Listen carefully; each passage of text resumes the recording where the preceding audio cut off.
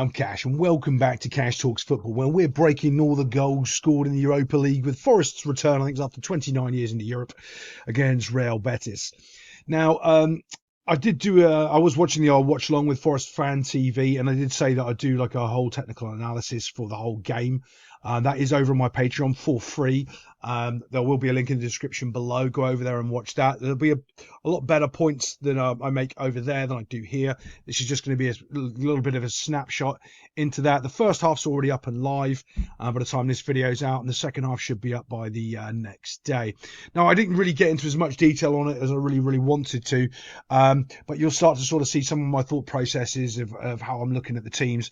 I might wait a day and give it a little bit more break to do the second half, because there's more important points in the second half than there are in the first half.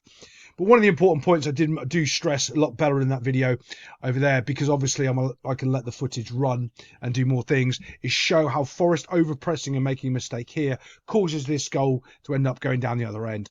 So check that out, but I'll talk a little bit about it now.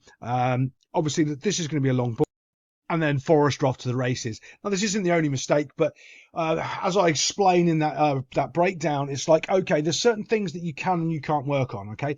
So are you going to recreate that same mistake next week by overpressing or not doing it as a unit correctly? Yeah, probably. So that's one of the things you need to fix, because that causes this other thing to happen. All the other things after that motion aren't necessarily things you need to fix, because if part A is fixed, B, C, and D don't happen. So you don't necessarily worry about those, right? So that's one of those things. You can play this high line as long as you're not making that mistake there and you're allowing all these spaces for people to run in, look up and play balls over the top of you.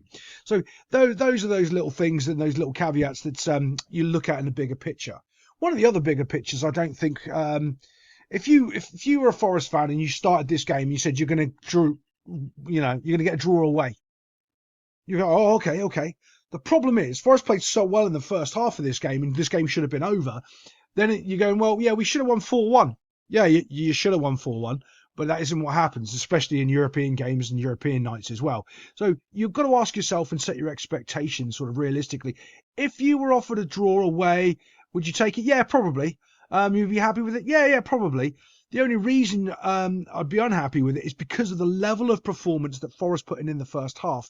But they made so many little mistakes in that first half energy-wise, and you can see that it ended up compounding in the second half and then running out of legs. But that's in the bigger breakdown over there on Patreon. As I say, it's for free. I try to make almost everything over there for free. It's just that I can do certain things over there that I can't do over here. So let's just watch this back. Back defended quite well, and the ball breaks. Okay, this is where we're looking at now. This is the incidents. This is where there's only one other real sort of mistake that ends up happening.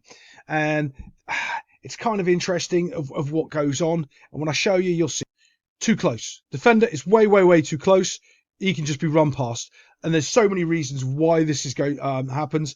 As I say, I do a much better breakdown over there. But basically, when you're this close and you're not trying to win the football, someone can just run past you and you cannot recover. You can if your body shape is right. His body shape is not. He's square on. This is the reason you don't go square on when you get so close, okay? You always have an angle. The reason you have an angle is because when you're turning your feet, right now, if he plants and pushes off that foot, he's going that way. Pushes off that foot, he's going that way. He doesn't want to do that. He wants 1 foot there and 1 foot there. So if he's planting and pushing off it, he can go this way. That's what he's looking to do. That's why his shoulders need to be a different way. He isn't in that situation, and he just gets beat. Now, this is the next point of problem here. Look at this. Got a player running in. This is another problem that happens all the time. It's overcoaching, right? So what's the most important thing in the game of football? I don't know if you know this. It's the football. But because this run happens, watch.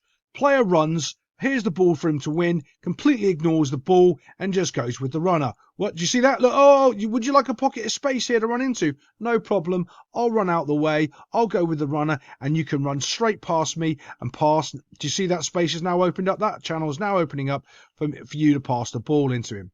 As you can see, look how far he's run past the ball. Blomp, there he is over there having a picnic.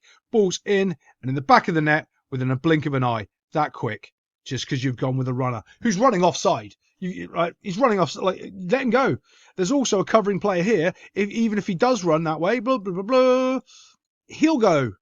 You don't need to. You need to hold your shape. You didn't. You opened up that little pocket, and now they just pass it in the feet and smack it into the net box. It is a tidy turn and finish, and be honest with you, it is right into the top corner. It is a good finish.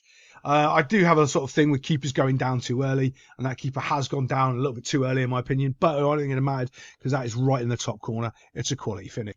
The ball movement here from Forest is really, really good, but as you can see, someone's got their arm up. So if you know anything about a game of football, in the next 5 seconds, someone's going to score because, yeah, you're telling someone else to do a job and not focusing on your own. This is the interesting, the important part. It's where the ball starts. And the little one-touch passing from Forest is really, really quite good. And as it starts to go, and it's fired out straight away. Now, the key point about when it goes out wide is it comes back across really quickly with pace. Not trying to dribble the players and take it down to the byline to have everyone come back here and defend in a little block. No, here's the space, bump, and fed in straight away. Touch, composes himself, bump, fired across. And it's a tapping on the back post. They weren't even ready for it. They had no idea. It was just too quick. Boom, into the net box, got themselves a goal, and they're back straight in. On this next goal, there's not actually much to really talk about. There's a whole bunch of pushing and shoving in there. Amrabat, who's so bad, United didn't want him. Imagine you being that bad of a football player that Manchester United don't want you. Sorry, Anthony, that's you. But it's the quality of the delivery in the header. It's just, that's it. I mean, it's a good delivery. It's a quality header. Dump straight in. It's all over in a blink of an eye. Real Betis aren't really the strongest team or most physical team, and it's very, very easy for us to do that.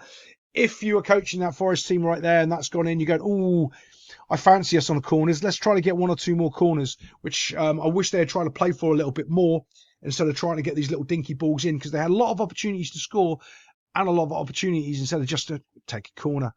After scoring that, try to take a corner. See if you can disrupt them one more time. Okay, so we're coming into the dying minutes of the game, and I want you to watch this. Look. 1, 2.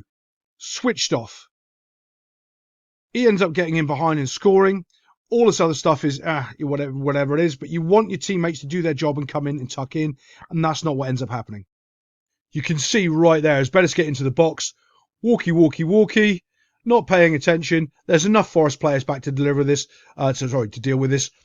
Inside the box, making himself a nuisance. Got to run. You can't really tackle him. No one's really on the right side of him, and he does well to get his crossover. The next thing you can just do is defend that cross. You take that as a nick. You go, okay, he's got his crossover, but we're going to defend it. Our players on the back post are going to do their job and not switch off with 4 or 5 minutes left to go in our European debut. And when this is hit into the net box, have a little look how far back he is.